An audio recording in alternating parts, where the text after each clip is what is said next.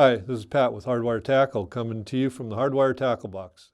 Today I'd like to change it up a little bit and talk about replacing the web on your landing net and or your dip net. First things you're going to need to figure out to remove the yoke is a couple items, whether you need some screwdrivers and a wrench. You're going to need some black electrical tape, maybe some zip ties, a pair of scissors, some rehang kits or a rehang kit and or a repair kit, along with the web that you're going to change out on your dip net. I'm going to take a few seconds to get set up to show you how to do this, and I'll be right back. What we have here today is what we call a large dip net frame, and we're going to be replacing the web on this. First of all, what I want to do is figure out what kind of attachments there is at the yoke. This one has bolts in it, which I've already removed the one side. What I'm going to do next is try to get the one side out, leaving the other side attached. If at all possible, this is the preferred method. So what I'm going to do is get a hold of it good and wiggle it back and forth and push up and down and pop it out. Now I can start putting the web on there. If you find that you can't do that, it's a landing net, it's hollow, it's a little bit tough, or you can't get the yoke off, we have another way to do it. Or you can take out the other side and pull them both off. Once I get to this point, I'm going to pick the web that I want, or that I've chosen for this. There's several different kinds of web. This one is a 4.5 inch. And what I'm going to do with this web is all of this gill net web has a seam on both sides. So there's a seam here and a seam opposite of that. I'm going to locate one of the seams, and then I'm going to start feeding it on this side right here. I'm going to put about 3/4 of the net on, run it around, add the rest of the net to it. There's two different methods you can use on this. The first one I call the flip-flop method. The second one is over the top. The over the top will definitely tighten the circumference of the net down in size. So if you find that you have a smaller diameter net, it may be easier to do the flip-flop method, which I will cover after the over the top. So first thing I do is find the seam, and it's where the gill net has been cut and sewed. So I put it over the top, and I come around, and I just continue to pick them up and fill about 3/4 of this net on the frame. And I'm just picking it up and going over the top with each one.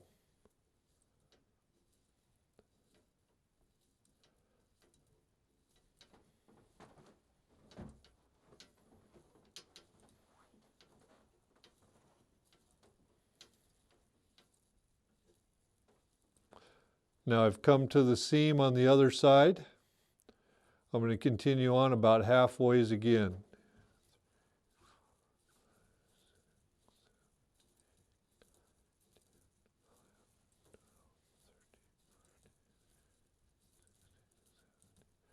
To about right there.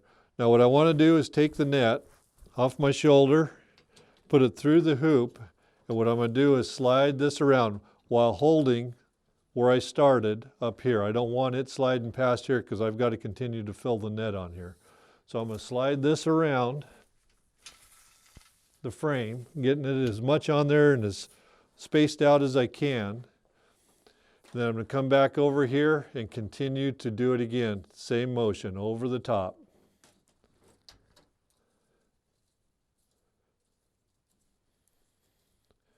Till I make it to where I started. I'm going to replace the yoke back in there, put the pin back in it, or the bolt, or the screw, whatever how it was attached, and I'm back fishing.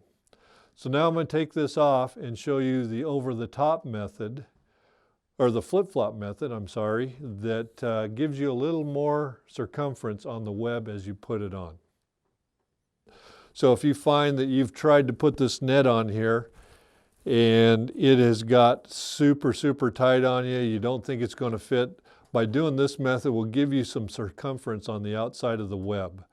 Where I find using this is really helpful with smaller web like 3.5 inch and or replacing hooligan web on hooligan frames.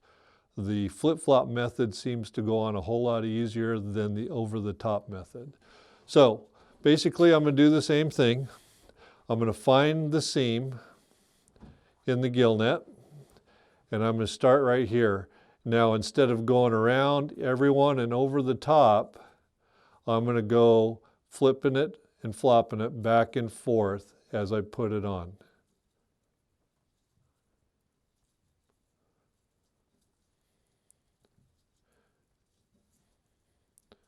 This will give you the same, there's really no difference in strength or function by doing it either way.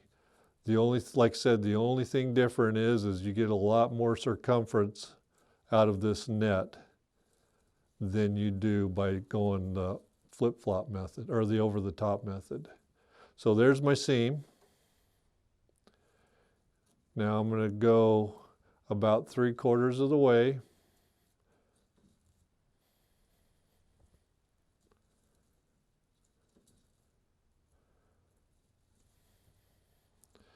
And I'm going to, once again, I'm going to spin it on there. Put this through here, and then I'm just going to move this around, right through around like this.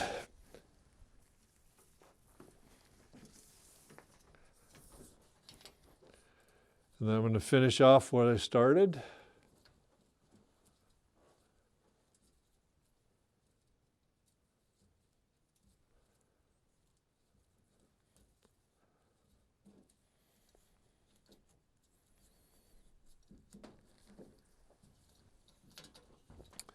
That will be that. I'm going to replace the yoke or the piece back in there and put the bolt back in it, and you're back fishing. So that is the two ways, the over the top and the flip-flop method, if your yoke is removable. There's one other kind and another way to do this if your yoke is not removable or you choose to do it, and a lot of people prefer it because it really saves on your salvage. The outer loop of your web is called salvage, and it is heavier than the web, but not much. And beating around in boats and rubbing on the bottom, this tends to get rubbed off, broke, frayed, and by doing this other method, it's a whole lot tougher. Give me a second. I'm going to put this back together, take this off. I'll be right back.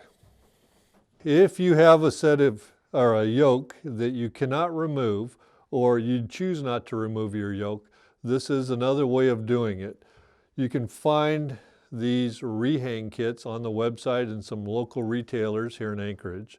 And basically it's a heavy round nylon cord that is way heavier than the salvage itself, which works really great for abrasion, and it's a lot stronger if you do it this way. So what I've done here is I've cut 4 pieces of black electrical tape, found the seam on the web here and at the bottom, and just put one band to hold it in each place. Then what I'm going to do is come over and find roughly the center of this, bring it over and tape it to the frame right in the middle, or right 1/4 of the frame. And put that one there. Come to this side and do the same thing.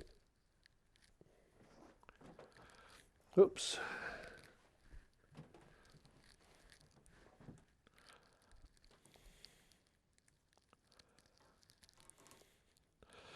Now, doesn't have to be perfect. As long as you get it fairly close, the fish aren't going to mind. What I'm going to do next is grab one of these repair kits, and what we have here is a shuttle full of the round nylon, like I said. Now, we've set this up on chairs. You can use sawhorses. You don't even have to do that. You could stand it up and roll it around in doing it, but I found this to be probably the easiest way. And what I'm going to do is start right here on this black tape, and I'm going to throw in a series of half hitches as I go around. And that's where my start's going to be.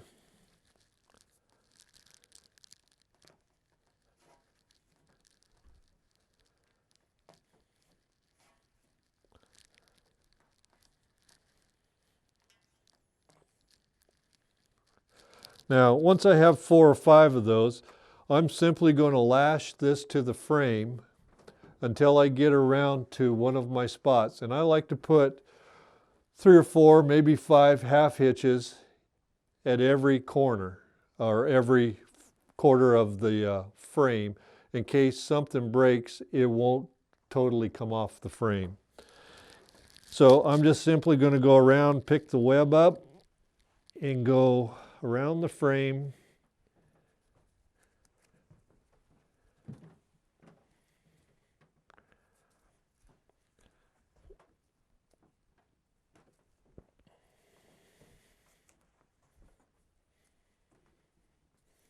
Till I get to the quarter of the way around. Now, you don't have to make this just really super tight. As this nylon gets wet and dries out, it's going to shrink and it's going to get really tight. So I don't worry about getting it just perfect because it's going to adjust itself while you're fishing. Now, like I said, I get to the tape. I'm going to put some half hitches in it, probably 4 or 5. And then I'm going to head on around the corner here.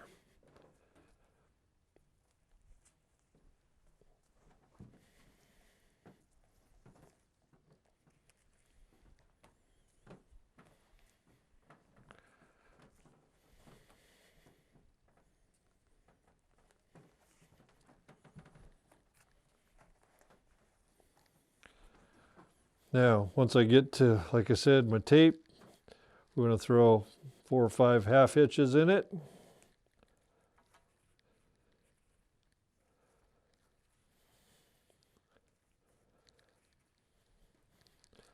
Pull those tight and continue on.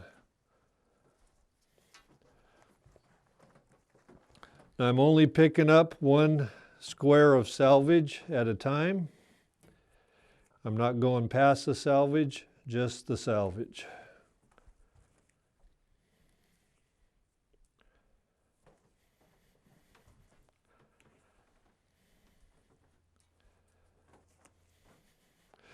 So half hitch, I've come around this way. I'm going to come up from underneath. I'm going to come up from underneath. From underneath. I'm picking up the loop and coming from underneath. I'm going to pull it good and tight and continue on.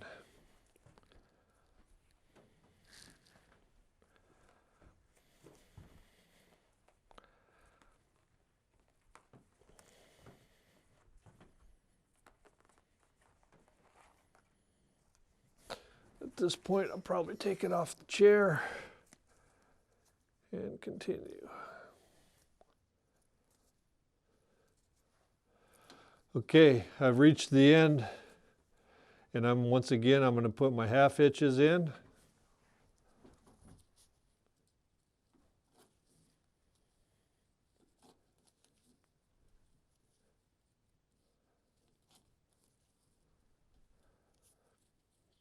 Pulling each one of them tight. Okay, we're good to go.